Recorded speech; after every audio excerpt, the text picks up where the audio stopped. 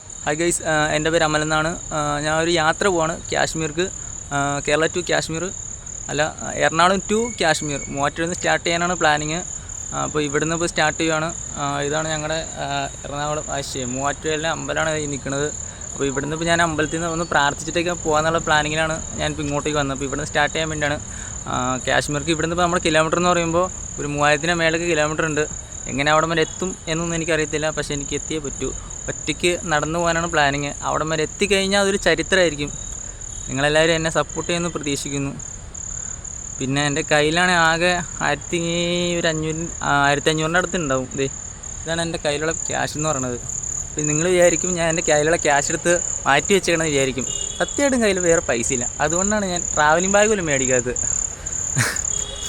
പിന്നെ ഞാൻ നിങ്ങളുടെ മുന്നിൽ ദാരിദ്ര്യം പറഞ്ഞാണ് സെൻറ്റിമെൻറ്റ്സ് അടിക്കണമെന്ന് കരുതരുത്. അവസ്ഥ പറഞ്ഞാൽ കേട്ടോ, അത് വിചാരിക്കേണ്ടത്. പിന്നെ എന്താ പറയുക, നിങ്ങളെല്ലാവരും എനിക്ക് വേണ്ടി പ്രാർത്ഥിക്കണം, എനിക്ക് വേണ്ടി സപ്പോർട്ട് ചെയ്യണം. Please my request. നമുക്ക് ഒരുമിച്ച് ഒരു കൂട്ടായിട്ട് പോവാം.